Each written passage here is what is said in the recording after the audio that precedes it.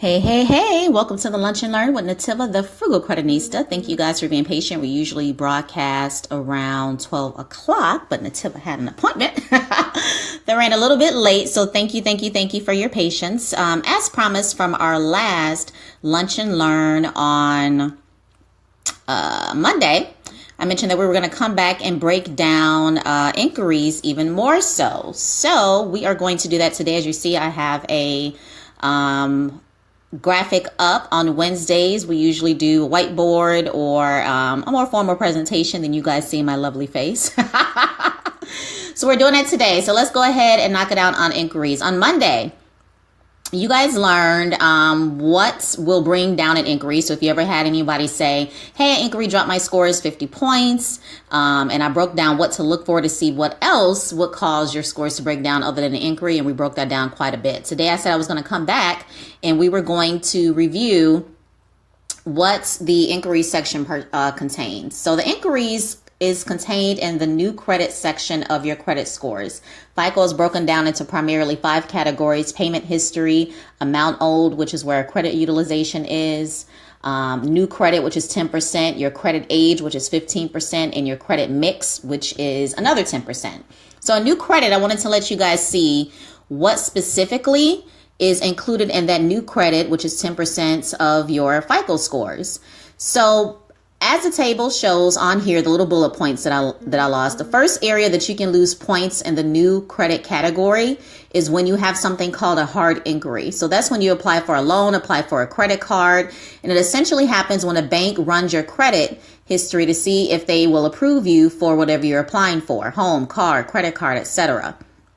This is different than a soft inquiry, which is when you check your own credit report on Credit Karma or any other credit monitoring service, or when you do a pre-qualification with someone like Capital One or a loan, where they only just do a generic run of your credit score and not a whole inquiry. So remember, hard inquiries are the only one that'll negatively impact your scores, and we'll break that down a little bit more next week. So a lot of people tell me that inquiries drop their scores like 30 points or so, when in fact, on average, and this is directly from FICO, not me, on average, people typically see like 5 points or less. But if you happen to have a short credit history, very little accounts on your credit scores, a lower credit score, then you are going to see a bigger impact. If you are, however, somebody who barely checks their credit, barely runs their credit scores, so that means that you're not really applying for anything in a while, you probably have about maybe 2 inquiries every like 3-4 years, then you may not see a drop at all. So on average, about 5 points or less.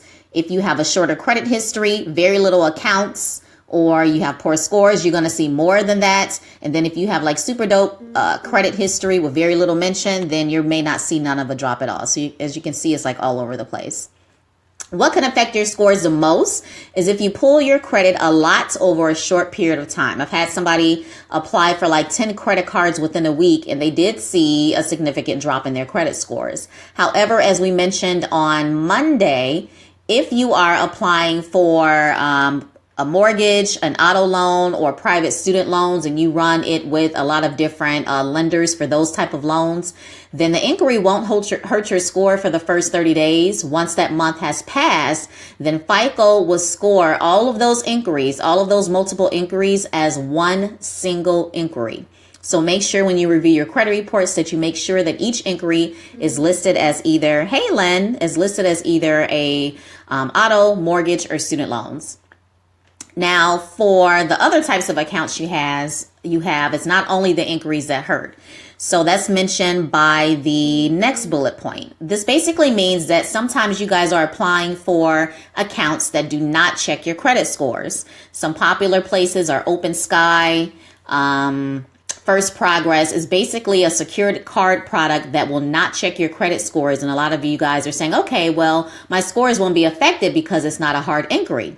But once the account reports on your credit score, you notice that a drop occurs anyway. Basically, you have a credit score decrease. Hey, Kenyatta, how are you? So this is because it's not just a hard inquiry that affects your scores. The appearance of a new account is going to negatively affect your score as well. So it's not only the hard inquiry, it's also the appearance of the account on your credit report. And so if you get both the hard inquiry and the new appearance or the new account that's reporting on your credit report, then you're kind of going to get what's called a double ding. It's not like you went from 5 points to 10, but you are going to notice a little bit of a more drop. So again, it's not just a hard inquiry. It's also the appearance of a new account on your credit score. I will not let this kind of scare you from going out there and applying for accounts, because if you're looking to store your credit scores, you're going to need to add positive. Some of you are going to need to add positive accounts to your credit score regardless. So just keep that in mind. Sometimes you got to take that initial hit in order to get a huge jump. For instance, a client of mine applied for self-lender and I believe it was Capital One secured card within I think it was 2 days of each other. She did get a nice little drop. It was about 12 points with both of those. However, after 3 months of keeping the limits very low and doing exactly how I teach you guys, she stored her scores over 60 points in literally 2 months. Why? She barely had anything reported. She needed to add some new credit immediately. So that's why that was able to happen with her. So the new credit is also a good thing if you're looking at that last count, if you're playing catch up. So that basically means that if you have an account that's kind of older and was delinquent and you brought it current, meaning you made it positive, then they are going to give you what I call extra credit for reestablishing that particular account and bringing it more positive. This will not count for charge-offs. This will not count for collections. This is literally if you have been past due 30, 60, 90, 120, 180, and before it's charged off, you bring it more current or you bring it positive, you reestablish it, and you are going to see a little bump. It ain't much. I'm gonna be honest with you. It's not much, but you're going to see a little bump in your credit scores. So the reason why a lot of people won't see this is because some of your older accounts have already been closed and charged off. So it's not always possible to get them current. But if you can catch it before it gets current, sometimes your creditors, I know Capital One will do this, even First Premier, who I cannot stand, will do this as well. If you bring their account current, they will start reporting positively again. And they do this to prevent it from being charging off and to get some more interest and some payments from you guys. So essentially, I gave you the bullet points. The new credit, the new FICO score looks at how many accounts you have open in the past 6 to 12 months. That means you should keep those inquiries to a limit each year. 6 months will affect you the most. After 12 months, it's not going to be factored into your scores at all. How many recent credit inquiries you have made, those are going to affect you the most. How long it's been since you opened any new accounts by any account type. So even the mere appearance of any type of account on your credit reports is going to be factored and you're going to get dinged.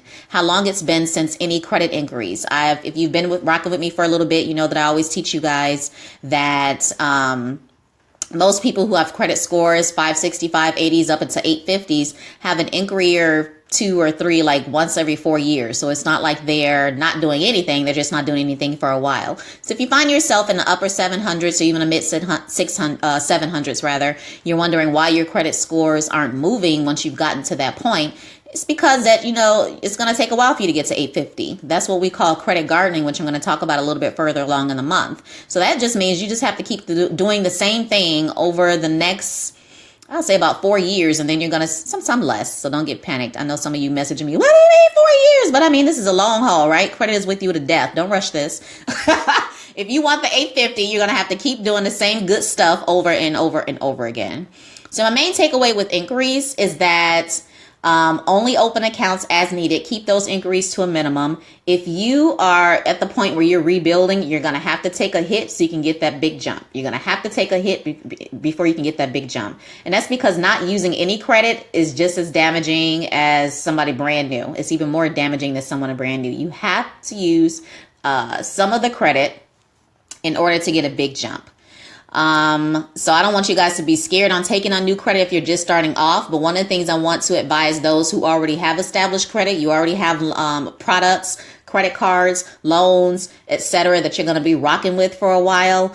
They're going to be stuck in your wallet. Stop applying for stuff. I see people in the 720, 750s applying for self-lender and Open Sky Credit secured card. And I'm like, why are you even applying for this if you are already at a level that product is not even any good for you? It's not going to do anything to your credit. But you listen to other people who have a totally different credit profile than you, who had this big major jump, and you're like, oh my God, I got to get to 850. Wrong. A850 is for those who have been doing some great stuff 5 years or even more plus. That's what 850 is for. So you need to rock out with your 700 plus credit scores. Just rock out with it, and you can still accomplish anything that an 850 credit score consumer have. You can still get your home. You can still get your investment properties. You can still start a business and get business funding.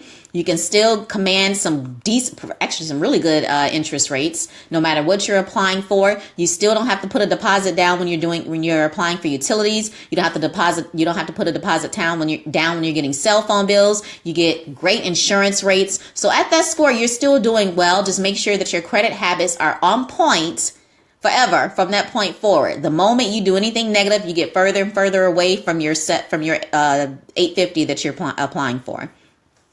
If you see there, we do have a Fire Your Heart Inquiries course. That's our course of the month. It's only $15 this month. If you are in my Credit on Fire Academy, this is included. Just go to your student dashboard and you can find it. The Fire Your Heart Inquiries course is included. bit.ly/heart inquiries.